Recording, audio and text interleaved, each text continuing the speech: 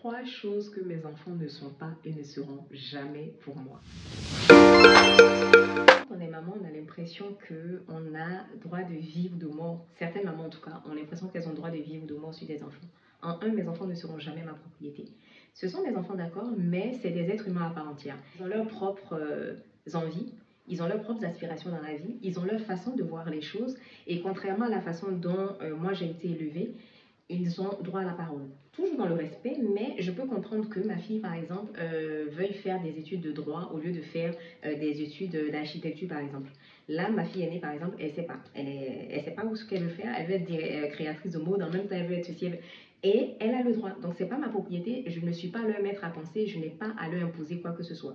Voilà. Moi, je propose à mes enfants, je les guide en fonction de mes expériences de vie, mais je ne vais pas leur imposer quoi que ce soit pour leur vie de demain. Ils feront leurs propres expériences. Deuxième chose, mes enfants ne me sont redevables de rien. J'entends trop de femmes, surtout les mamans qui ne se sont pas priorisées quand leurs enfants étaient petits. Demain, quand les enfants deviennent adultes, on se retrouve à leur dire oui, j'ai fait ci pour toi, je me suis dépouillée pour toi, après tous les sacrifices que j'ai fait pour toi, tu me dois ci, tu me dois ça. Non, mes enfants ne me doivent absolument rien.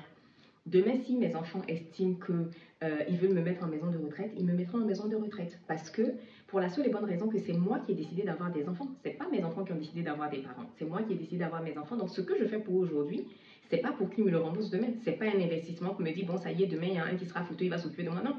Mes enfants sont mes enfants, je m'en occupe parce que c'est mon devoir en tant que mère et je les accompagnerai le maximum possible, ce que Dieu me permet en tout cas, au maximum de mes capacités. Mais ça ne veut pas dire que demain, ils me doivent quoi que ce soit et qu'ils aient quelque chose à me rembourser. En 3, mes enfants ne seront pas obligés de suivre le même parcours de vie que moi. Par exemple, au niveau du couple.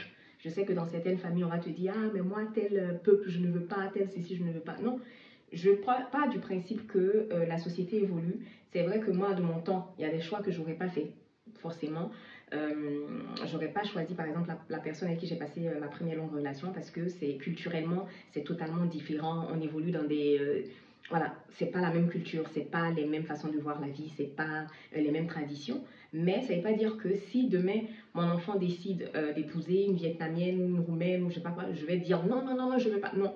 Mes enfants feront encore une fois leur propre choix. Ils feront leur propre chemin de vie, se feront leurs propres expériences et surtout, je serai là pour les accompagner, quels que soient les choix de vie qu'ils auront, bien sûr, en leur donnant des conseils, encore une fois, mais sans rien imposer.